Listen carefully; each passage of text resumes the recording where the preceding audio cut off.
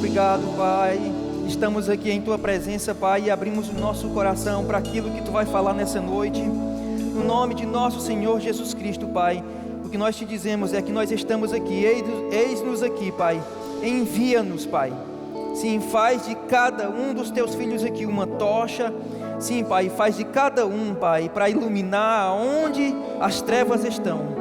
Eu Te dou graças, Pai, pelo Teu Espírito que vai falar aos corações.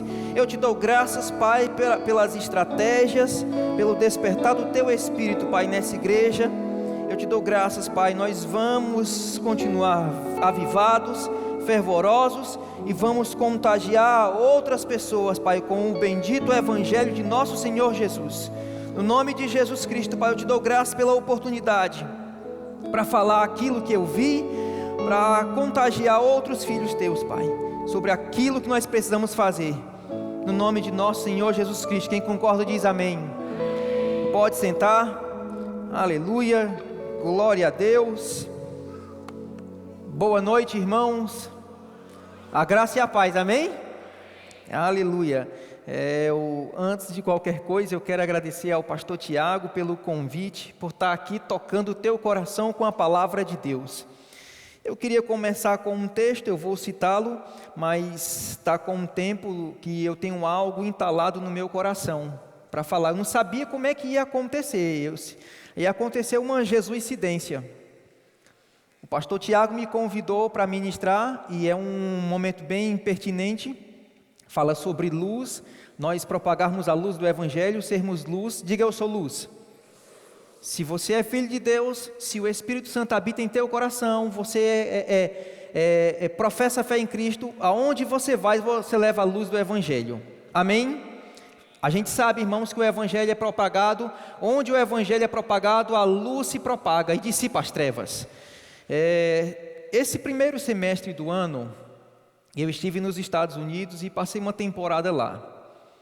Eu fiquei mais ou menos 5 meses lá, no estado de Massachusetts. Eu percorri mais ou menos 31 cidades. E você sabe que um ministro do Evangelho, quando está em um local, a primeira coisa que ele vai ver é a igreja, procurar a igreja ou saber da saúde dos cristãos naquele local. Sim ou não? Quem aqui já leu no livro do irmão Reagan, aquela expressão que ele fala: é melhor um fogo selvagem do que fogo nenhum? Quem lembra? Eu quero te dizer, irmãos, que você não entendeu ainda essa expressão, você não entendeu o que é essa expressão fogo nenhum.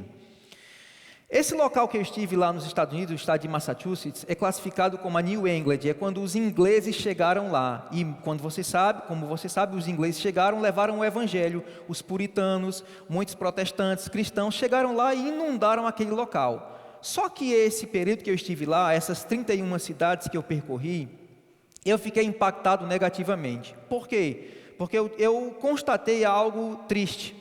Para você ter ideia, irmãos, teve uma manhã que eu acordei e saí, juntamente com o meu concunhado.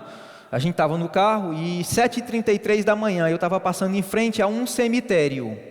E tinha uma pessoa lá, 7h33 da manhã. Agora, uma igreja, ou igrejas, várias igrejas de nativos lá, de americanos, igrejas cristãs, e eu passei inúmeras vezes, eu não encontrava um pé de gente. Sabe o que eu constatei? É que em algumas situações, os cemitérios são mais movimentados do que as igrejas lá. Estão comigo?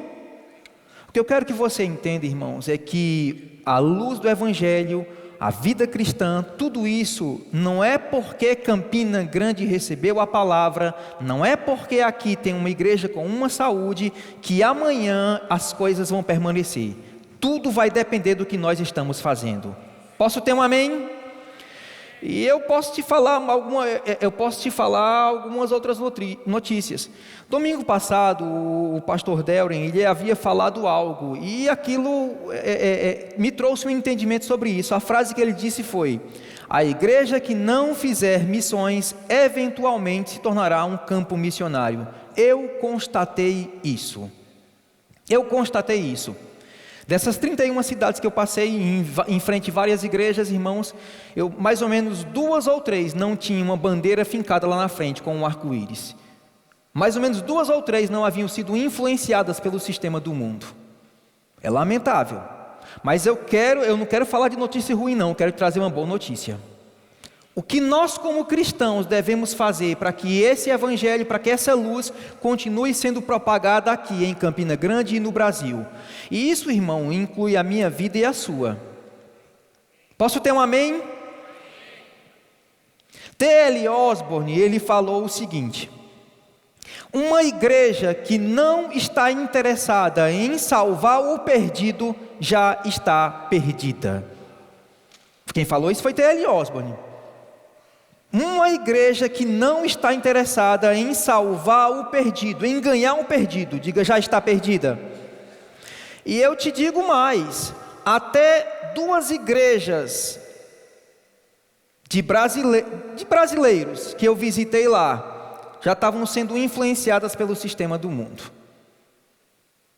O evangelho, irmãos, ele deve sim, não, a gente não pode baixar a guarda, a gente não pode simplesmente, não, mas outros estão fazendo, terceirizar. Não podemos fazer isso. Diga, eu não posso.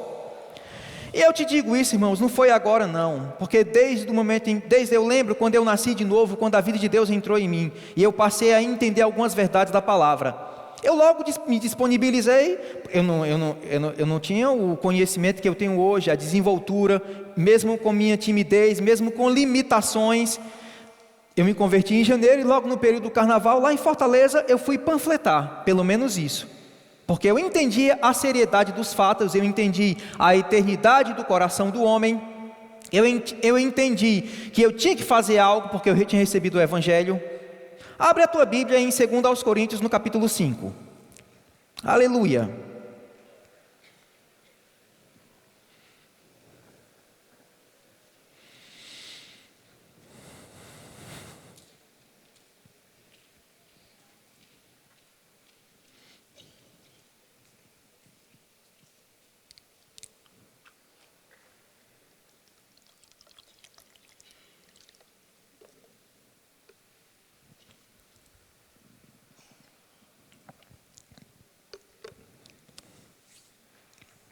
Glória a Deus. Quem encontrou, diga, Deus é bom.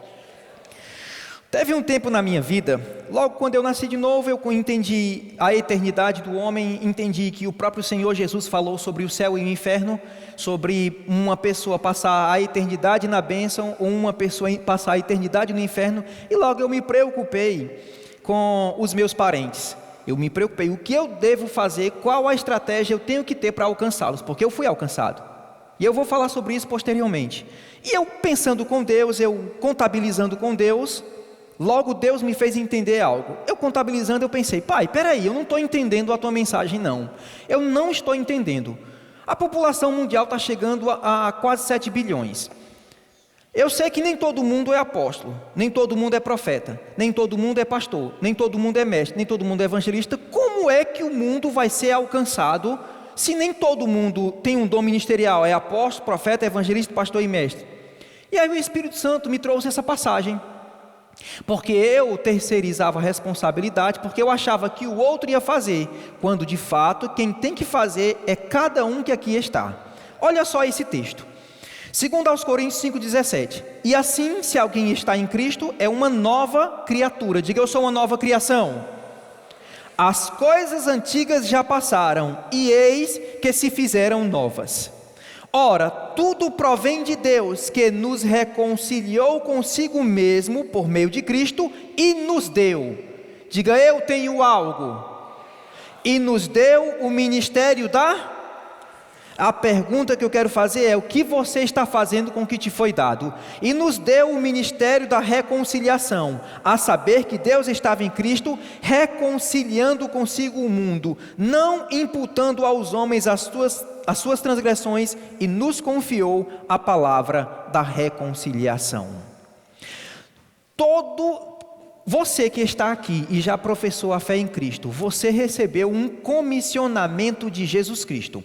A Bíblia não está dizendo que você tem que sair de Campina Grande e ir para outro estado, outro país, outro continente, não. A Bíblia está dizendo que você recebeu um comissionamento de ser um embaixador de Cristo e falar as boas novas de salvação para uma pessoa que estiver próxima de você.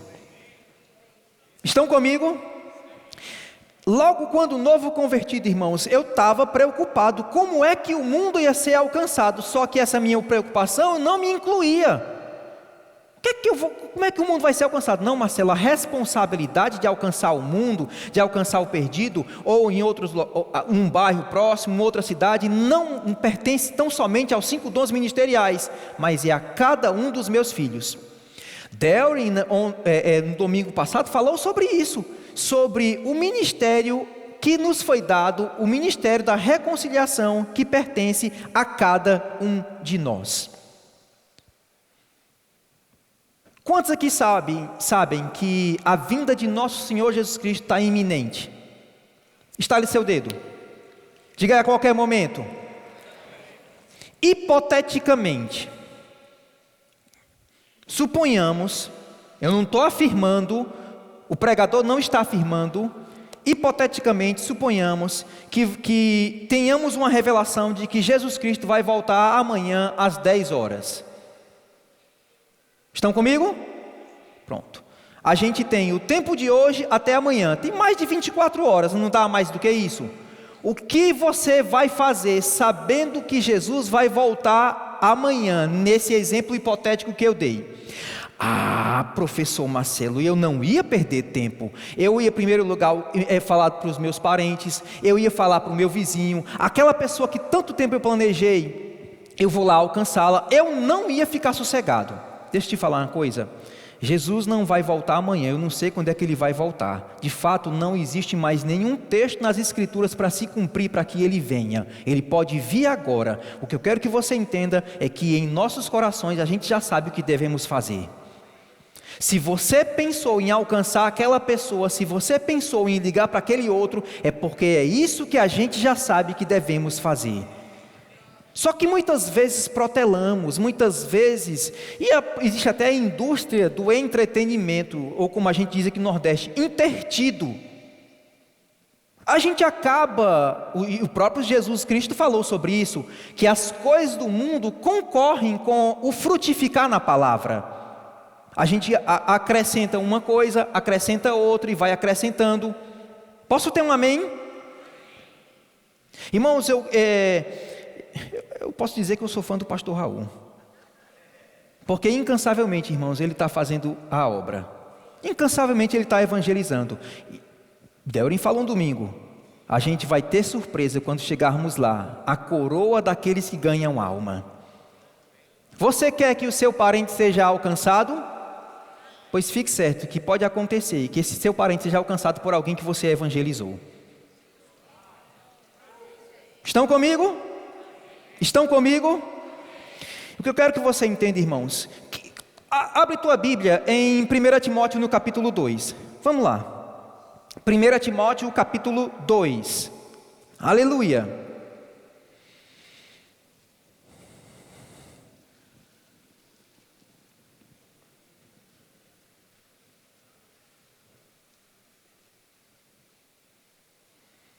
No começo do capítulo 2, Paulo vem falando sobre orarmos pelas autoridades, isso é bíblico.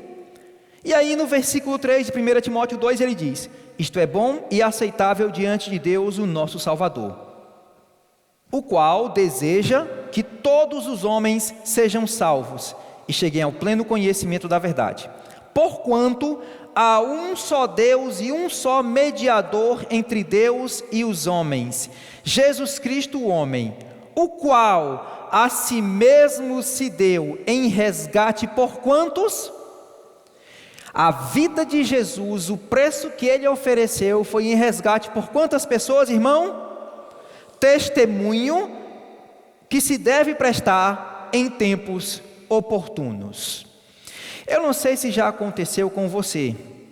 A pessoa chega no estabelecimento comercial, você paga pelo produto, o produto não está disponível, você paga pelo produto, mas você fala, quem vem buscar é uma outra pessoa. Aquela pessoa que vai buscar, vai pegar o produto que já foi pago, sim ou não? O que eu quero que você entenda é que a conta já foi paga, Jesus Cristo já deixou disponível uma conta paga para a vida de cada um deles. O que simplesmente você vai fazer é só buscar aquilo que Jesus já pagou. Diga, está pago. Agora, se o cristão não se disponibilizar e sair da sua casa para fazer isso, aí, meu querido, ninguém vai fazer. Nós devemos aprender. Existe o tolo que nunca aprende com os seus erros, o inteligente que aprende com seus próprios erros, e o sábio que aprende com os erros dos outros. O que fez com que uma região de um país ficasse fria ao Evangelho? Com certeza, algo gradativo através das décadas e dos séculos fez com que a igreja esfriasse e não mais compartilhasse o amor de Cristo com os perdidos, ao ponto de se encontrar naquele estado. E serve de alerta para nós. Posso ter um amém? Serve de alerta.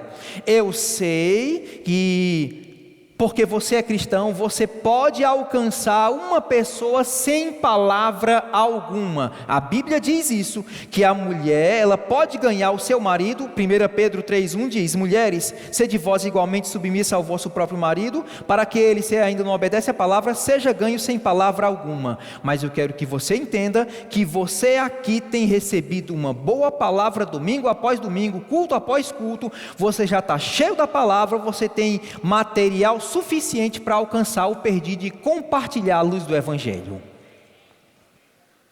Estão comigo? Eu falei que logo quando eu me converti, eu percebi a seriedade dos fatos. A Bíblia diz que o homem é um espírito, tem uma alma e habita em um corpo. 1 Tessalonicenses 5,23. E o mesmo Deus da paz vos santifica em tudo, e o vosso espírito, alma e corpo sejam conservados íntegros e irrepreensíveis na vinda de nosso Senhor Jesus Cristo. Todo ser humano é um ser espiritual, tem uma alma e habita em um corpo. Eclesiastes 3,11 diz: de tudo fez Deus formoso no seu devido tempo, também pôs a eternidade no coração do homem. Você sabia que o ser humano é eterno? Ele existirá eternamente. Eu e você existiremos eternamente. Graças a Deus que eu e você existiremos eternamente, desfrutando da bênção do Senhor em uma vida abundante. Posso ter um amém? Agora, eu entendi, peraí, o ser humano é um ser eterno? O que eu devo fazer para alcançar os meus parentes? Eu citei um texto que a mulher vai ganhar o marido sem palavra alguma. Eu vou citar o meu testemunho. Na casa de meus pais, eu fui o primeiro a nascer de novo, a confessar a Cristo como Senhor e Salvador. A primeira pessoa a se opor à minha conversão foi minha mãe. Eu não vou contar os detalhes, porque na época eu não tinha sabedoria nenhuma, e eu não sabia como abordar com o Evangelho, mas graças a Deus, pela literatura do irmão Reagan, e inclusive, eu quero te indicar essa leitura aqui, ministrando a sua família, porque para ministrar a família é uma forma diferente, porque muitas vezes os teus parentes não vão querer te ouvir, eles vão querer te ver, a tua vida, mudança, vão ver os frutos. Posso ter um amém? E o outro livro é esse daqui, O Cristão Contagiante, de Bill Hybels. Esse daqui é do irmão Kenneth Reagan, ministrando a sua família, e esse outro é de Bill Hybels. Então eu fui o primeiro a me converter na casa de meus pais. A primeira pessoa a demonstrar uma oposição foi minha mãe. E, aos poucos, meu irmão, no dia em que eu recebi o batismo no Espírito Santo, meu irmão e meu pai se converteram. Eu tenho duas irmãs gêmeas que posteriormente se converteram. Depois, graças a Deus, minha mãe também confessou a Cristo como seu Senhor e Salvador. E faltava uma irmã. Eu estou falando como alcançar os parentes sem palavra alguma. Você sabe que muitas vezes teu parente não vai querer te ouvir. A única vez que eu tentei evangelizar aquela mulher, ela estendeu a mão e disse: Marcela, eu não quero saber. Realmente foi sem palavra alguma, porque eu não consegui falar de Cristo para ela. E então o que foi que eu fiz? Abre tua Bíblia em 2 Coríntios, no capítulo 4.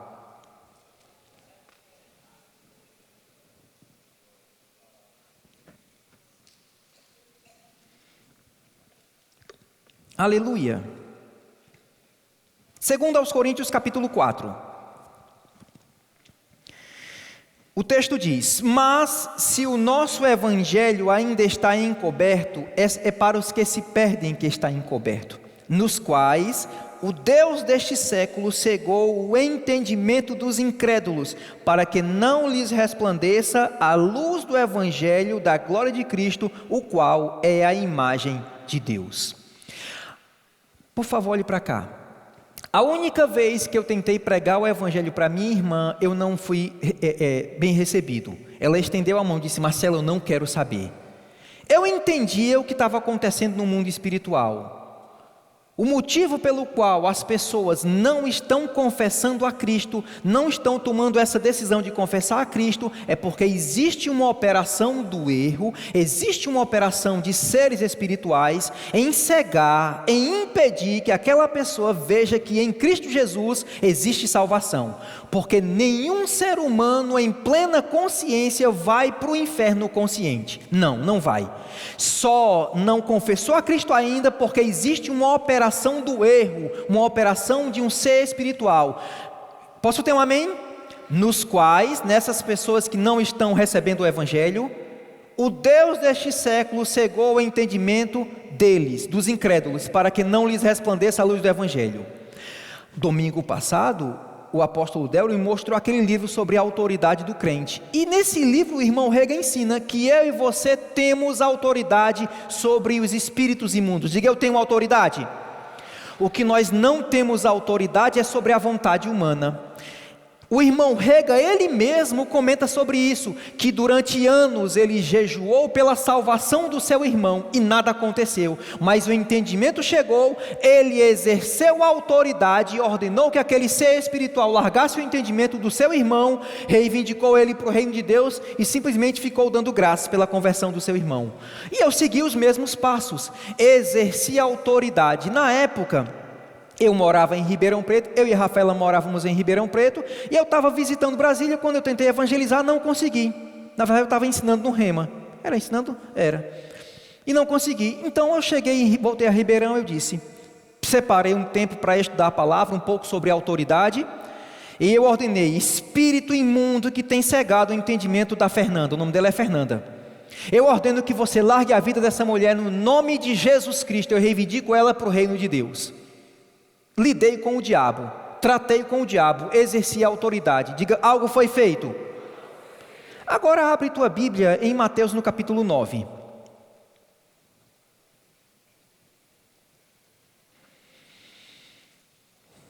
Aleluia. Mateus capítulo 9, versículo 35 diz: E percorria Jesus todas as cidades e povoados, ensinando nas sinagogas, pregando o evangelho do reino, curando toda sorte de doenças e enfermidades. Vendo ele, Jesus, as multidões, compadeceu-se delas, porque estavam aflitas e exaustas, como ovelhas que não têm pastor. Então se dirigiu aos seus discípulos, dizendo: a seara na verdade é grande, e são poucos os cearenses. Diga os ceifeiros, diga os trabalhadores. Rogai, pois, ao Senhor da seara, para que mande ceifeiros. Diga: rogai. Quem é o Senhor da seara?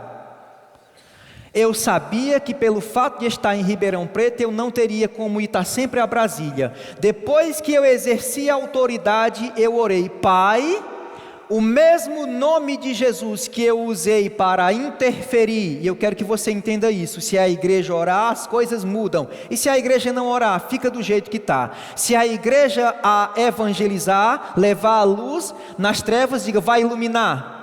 E se não levar, vai ficar do jeito que está. Você quer que as coisas permaneçam do jeito que estão? Então vamos colocar nossa vida em movimento, amém? O mesmo nome de Jesus que eu exerci a autoridade para quebrar a influência desse ser que cegava o entendimento da minha irmã, esse mesmo nome eu me dirigi: Pai, no nome de Jesus eu oro, eu te peço que você envie pessoas, filhos teus, com graça, sabedoria e entendimento para anunciar o bendito evangelho de Jesus Cristo. Eu não falei nenhuma palavra, outros falaram, mas eu não falei. E todo dia quando eu orava, eu dava graças. Pai, eu te dou graças pela conversão da Fernanda. Eu não sei como é que vai acontecer, não sei quando é que vai acontecer, não sei quem tu vai enviar, mas eu sei que já foi feito. Diga: foi feito. Diga: foi feito. E eu quero, irmãos, te orientar quanto a isso. Depois que a gente faz a oração da fé, depois que a gente liga com palavras, lá fora a gente não pode desligar com palavras, como uma confissão negativa. Porque muitas vezes a gente vê um quadro negativo, vê um comportamento e vem aquele pensamento: quer saber de uma coisa? Essa pessoa não muda não. Com essa confissão não vai mudar mesmo não. Estão comigo? Eu quero só saber, quem ainda tem um parente que não se converteu? A grande maioria. E aí, toda oração, Pai, eu te dou graças pela conversão da Fernanda. Eu não consegui pregar, mas eu sei que tu vai enviar alguém. Uma semana antes da conversão dela, observe que eu, pela fé, exerci a autoridade. Irmãos, deixa eu te explicar uma coisa, não dá para a gente falar tudo quanto diz respeito ao Evangelho, a testemunhar de Cristo, a anunciar a luz. Eu estou apenas te despertando a fazer algo, amém? Uma semana antes dela se converter, me vieram palavras suaves, tranquilas. Marcelo, você acha que a Fernanda vai se converter? Que eu quero te dizer essa noite, irmãos, que você como crente, você não tem que achar nada. Aliás, a única coisa que você tem que achar é dinheiro no chão. Crente não acha, diga crente crê. Eu discerni que aquelas palavras mesmo suaves, mesmo tranquilas, eram carregadas de incredulidade. Satanás, eu não acho nada, eu simplesmente creio. Uma semana depois eu estava ensinando a matéria do Rema lá em Campinas e eu recebo uma ligação dela. Alô, Marcelo? É ele mesmo que está falando, é a Fernanda. Tudo bom, Marcelo? Tudo bom, Fernanda. Até a voz muda. Muda ou não muda? Muda. Eu estou falando, irmãos, como uma das formas de você alcançar a sua família. Existem outras formas. Estão comigo? Existem outras formas. Aleluia. O propósito do evangelismo. Recentemente agora eu ensinei a matéria Atos dos Apóstolos, aqui, no 2º ano, e eu enfatizei algo importante, Atos 1:8. Mas recebereis poder ao descer sobre vós o Espírito Santo e serei minhas testemunhas. O objetivo número 1 para recebermos o batismo no Espírito Santo não é edificação pessoal. Eu sei que traz uma edificação pessoal, mas o objetivo número 1, porque quem falou isso inicialmente foi Jesus, é para testemunhar o Evangelho de Jesus Cristo. Jesus disse que quando recebêssemos o batismo no Espírito Santo, receberíamos uma capacitação para testemunhar o Evangelho. Então, toda vez que eu e você disponibilizamos nossa vida para falar de Cristo, para falar poucas palavras, não precisa uma eloquência não. O papel principal quem faz é o Espírito Santo. O mais difícil quem faz é o Espírito Santo. O mais fácil é a gente que faz, é só falar. O objetivo número 1 para recebermos o batismo no Espírito Santo é para testemunharmos o Evangelho de Jesus Cristo. E claro, consequentemente, cheio do Espírito, eu tenho um fortalecimento. Posso ter um amém? Como ser a luz do mundo? Como influenciar as pessoas com o Evangelho? O objetivo, irmãos, eu quero que você entenda que o teu papel como cristão é salvar os perdidos, restaurar os desviados e trazer uma edificação pessoal. Eu acho que foi 2018, eu estava ministrando a matéria evangelismo lá em Cuiabá, e sabe o que eu constatei, irmãos? Que boa parte das pessoas que eu abordei, mais ou menos 47% eram desviados. Alguma coisa aconteceu e fez com que essas pessoas se afastassem. Talvez você mesmo no evangelismo tenha encontrado inúmeros desviados. O que eu quero que você entenda é que eu e você temos já uma incumbência dada por Cristo: salvar os perdidos, restaurar os desviados e edificar os crentes. T.L. Osborne disse: o motivo de muitos cristãos não estarem mais com a alegria da salvação estampada no rosto é porque se esqueceram de anunciar a salvação ao perdido. Irmãos, não tem motivo. O cristão, domingo após domingo, vem à igreja, mas continua com aquela carranca. O que é que está acontecendo? O motivo de muitos crentes não estarem demonstrando a alegria da salvação é porque se esqueceram de compartilhar a salvação com o perdido. Eu te desafio essa semana: anuncia o Evangelho de Jesus Cristo a um perdido, fala do amor de Cristo, fala do que Deus fez por aquela pessoa, se você não vai sair radiante daquele local. Se a alegria de Deus não vai ficar estampada no teu rosto? Posso ter um amém? Eu quero te despertar, irmãos, a fazer a obra onde estiver.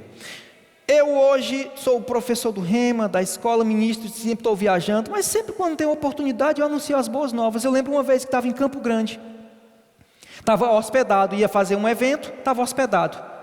E a Bíblia diz que a gente tem que aproveitar as oportunidades. Diga oportunidades. A palavra fala que a nossa palavra tem que ser temperada com sal. O que significa isso? Sal é a gosto. Às vezes a gente fala muito, às vezes a gente fala pouco. O que a gente não pode é estragar a comida. Posso ter um amém? O que a gente não pode é perder a oportunidade. Eu lembro, irmãos, lá em Fortaleza, quando eu estava anunciando o evangelho para um rapaz, ele demonstrava deboche. E eu continuava evangelizando, mas pode ter certeza que aquelas palavras foram vivificadas pelo Espírito. Tempo desse eu fiquei sabendo, ele que um tempo, quando eu estava falando de Cristo para ele, e estava debochando, agora, recentemente estava sendo consagrado a obreiro da igreja, porque havia confessado a Cristo e estava congregando. Muitas vezes aquelas pessoas que a gente evangeliza não vão confessar a Cristo conosco, mas mais cedo ou mais tarde vão. Estão comigo? Estou me preparando para finalizar. Você sabe que quando o pregador fala isso tem mais 40 minutos. Não é verdade? Diga, boas novas. Você já recebeu. Irmãos, nós somos privilegiados pela palavra que temos recebido, culto após culto, pelo alimento que temos recebido, pela influência que temos recebido. Agora o que a gente precisa fazer é não baixar a guarda. Não pense que pelo fato de Campina Grande ser uma cidade já evangelizada, já ter influenciado a muitos, se a igreja negligenciar, as coisas vão permanecer. Não vão não. Abre tua Bíblia no Evangelho de João, capítulo 16. Aleluia. João capítulo 16.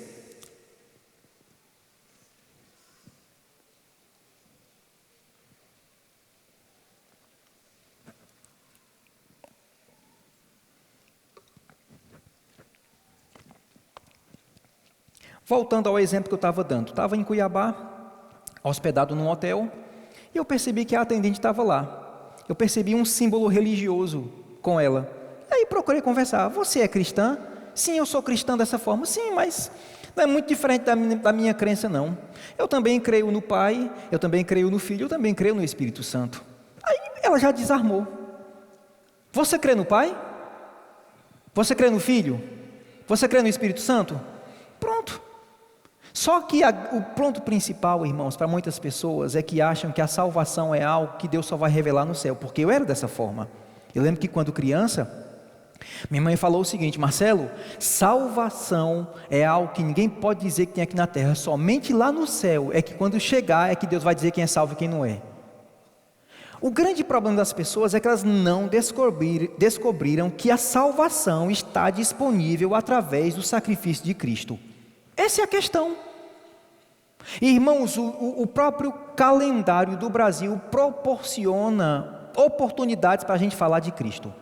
Corpus Christi, o Natal, Páscoa. Estão comigo? Todo ano comemoram o Natal. O que significa o Natal? Digo, o nascimento do Salvador. Ora, se o Salvador nasceu, existe uma salvação disponível, sim ou não? Sim.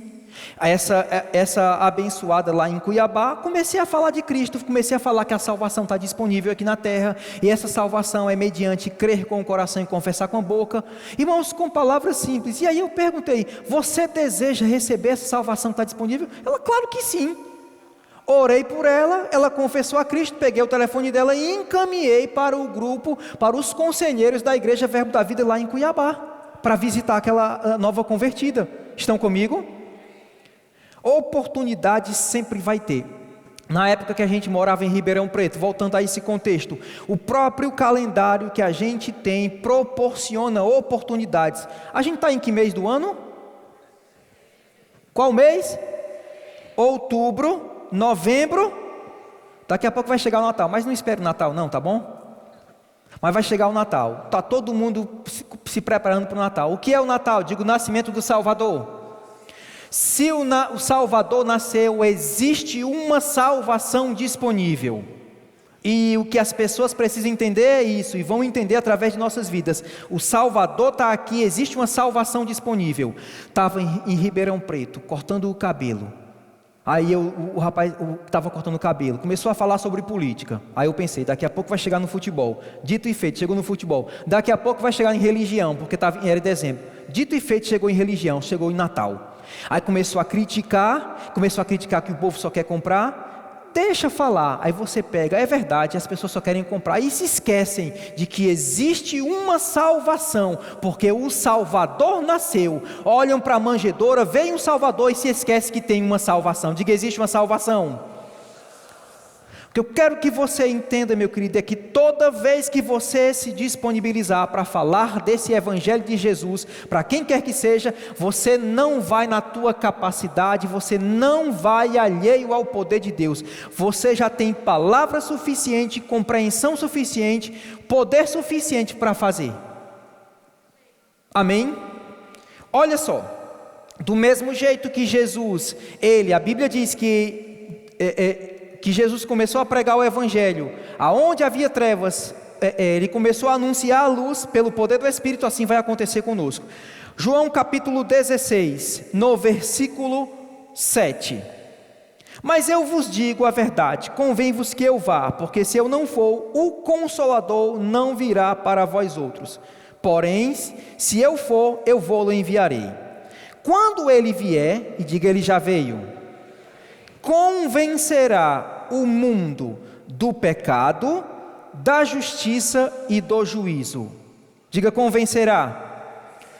Eu quero que você entenda, irmãos, é que o Espírito Santo não é papel do Espírito Santo condenar, é papel do Espírito Santo convencer. A Bíblia é bem clara em afirmar que eu e você vamos anunciar, falar de Cristo, e é papel do Espírito Santo, diga, convencer.